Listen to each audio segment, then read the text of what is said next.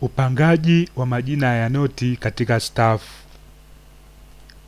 Katika muziki kuna majina 7 ya noti yanayotokana na herufi 7 za mwanzo za alfabeti ambayo ni A, B, C, D, E, F na G. Katika stafu tunapanga majina haya ya noti katika mistari na nafasi. Hivyo kila noti hupangwa katika mstari wake na nafasi yake ili kutambulisha kimo cha noti au sauti.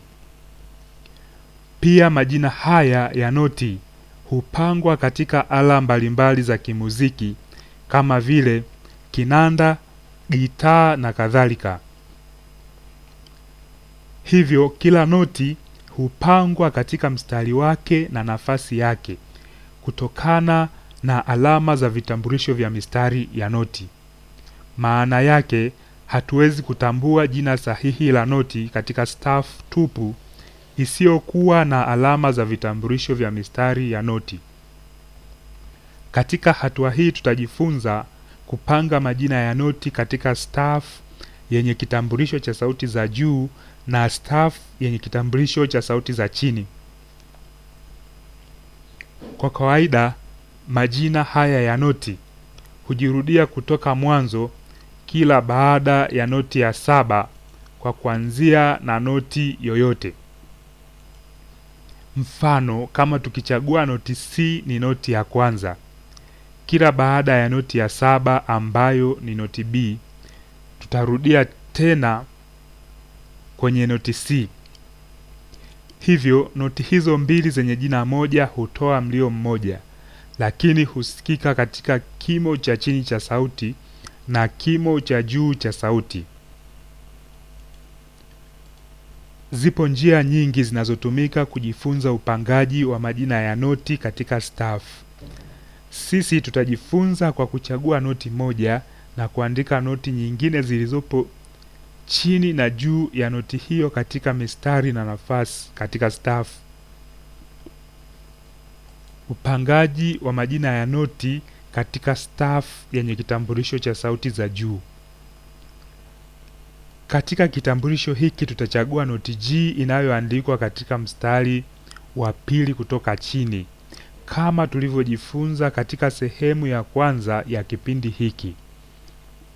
Sasa kutoka noti G kupanda juu kuna noti zifuatazo katika mistari na nafasi. Noti A katika nafasi ya pili kutoka chini, noti B katika mstari wa 3 kutoka chini, noti C katika nafasi ya 3 kutoka chini, noti D katika mstari wa 4 kutoka chini, noti E katika nafasi ya 4 kutoka chini na noti F katika mstari wa 5 kutoka chini. Na kutoka noti G kuteremka chini kuna noti zifuatazo. Noti F katika nafasi ya kwanza kutoka chini na noti E katika mstari wa kwanza kutoka chini.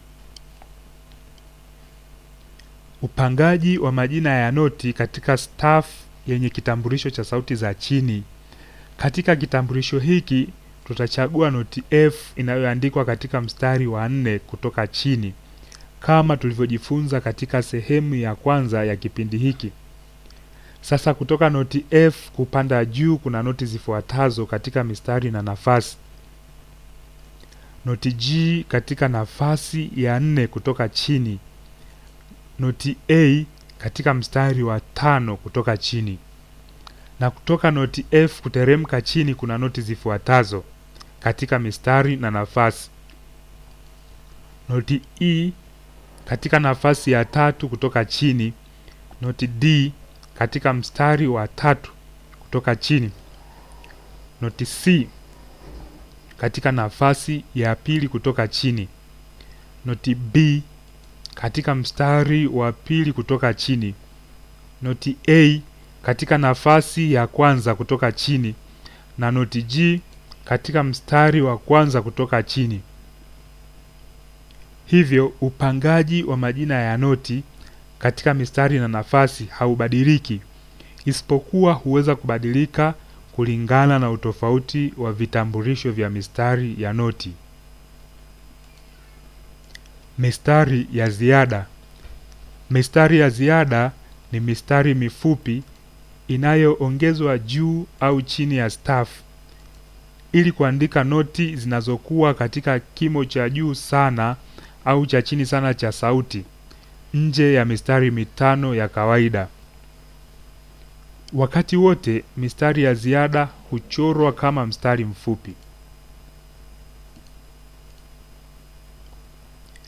Hata kama noti zitaandikwa katika kimo kimoja cha sauti, yani kila noti itachorwa katika mstari mfupi wa ziada pasipo kuunganishwa. Kama tunavyoona katika picha hizi mbili, picha ya kwanza hutuonyesha namna sahihi ya kuchora mistari ya ziada, na picha ya pili ni makosa yaliyoonyeshwa katika kuchora mstari wa ziada.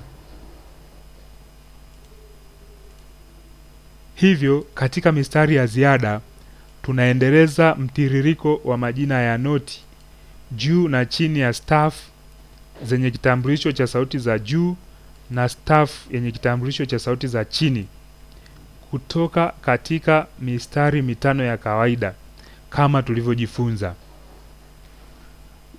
Mwisho wa kipindi cha kwanza, sehemu ya pili. Kipindi kijacho ni sehemu ya 3 na sehemu ya mwisho katika kipindi cha kwanza, ambapo tutajifunza kuhusiana na staff kubwa na noti C ya kati.